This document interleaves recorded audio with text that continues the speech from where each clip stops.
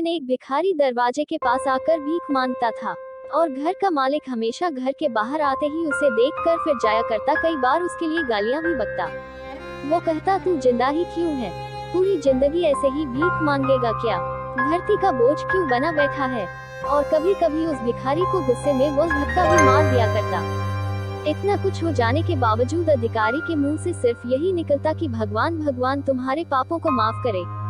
एक बार सेठ को धंधे में बड़ा नुकसान होने की खबर मिली। सेठ बहुत परेशान था कि तभी उसके दरवाजे पर वही भिखारी आया। गुस्से में अपना आपा खोते हुए सेठ ने उस भिखारी को पत्थर दे मारा। पत्थर लगने के कारण भिखारी का सर फूट गया और उसके सर से खून बहने लगा। फिर भी दर्द से कराहते हुए भिखारी ने इतना ही कहा, भगवान तुम्हारे पापा को माफ करे। भिखारी वहां से चला गया। सेठ सोच में पड़ गए, भिखारी को पत्थर मारा फिर भी उसने सिर्फ प्रार्थना की।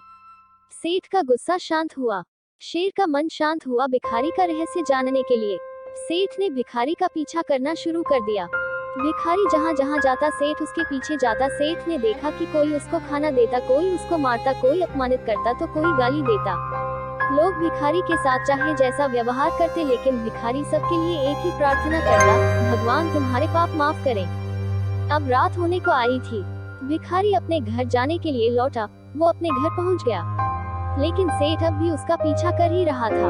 एक पुरानी टूटी हुई खटिया पर एक बूढ़ी औरत लेटी हुई थी, काफी कमजोर और बीमार लग रही थी। वह भिखारी की पत्नी थी। अपने पति को वापस आता देख वह खाट से उठ खड़ी हुई। पत्नी ने अपने पति के भीख वाले कटोरे में देखा, उसमें सिर्फ आधी बासी रोटी थी।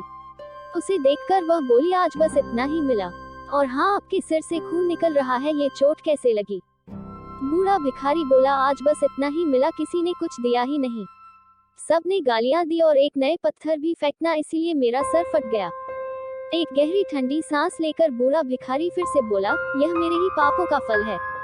तुम्हें याद है कुछ सालों पहले हम कितने अमीर थे, क्या कुछ नहीं था हमारे पास। हमारे पास हर चीज जरूरत से ज्यादा थी, लेकिन हमने कभी दान नहीं किया। और उससे भी बुरा हमने उस अंधे भिखारी के साथ किया जो हमारे द्वार पर भीख मांगने आया करता था। बूढ़ी पत्नी की आंखों में आंसू आ गए।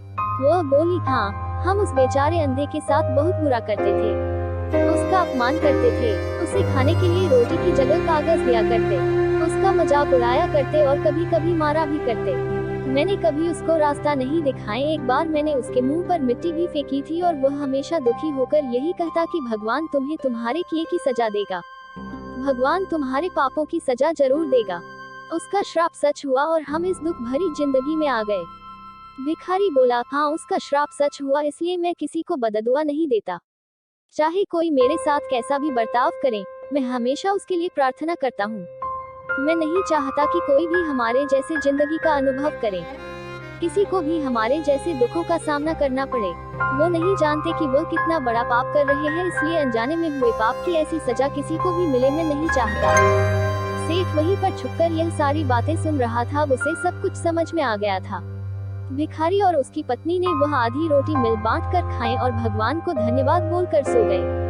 अगले दिन बड़ा भिखारी फिर से भीख मांगने गया। सेठ के घर के पास जाते हैं। सेठ ने पहले से गर्म रोटियां उसके लिए निकाल कर रखी थी। उसे देते हुए सेठ विनम्रता से बोला, माफ कर दीजिए बाबा, उसे बहुत बड़ी गलती हो गई। बूढ़ा भिखारी बोला, भगवान तेरा भला करे। इतना कहकर वह आगे निकल गया। इस कहानी से जो सीख लेने लायक है वह बड़ी ही सिंपल है कि आदमी चाहे किसी के बारे में बुरा कहे या भला करे, लेकिन भगवान सिर्फ कर्म के हिसाब से उसको फल देता है। क्या हुआ अगर भगवान नहीं दिखता है, लेकिन ये बात बिल्कुल सच है, उसके खाते में सबका हिसाब बहुत बहुत पक्का होता है। इसलिए जब किसी के लिए कुछ भी करो तो अच्छा ही करो।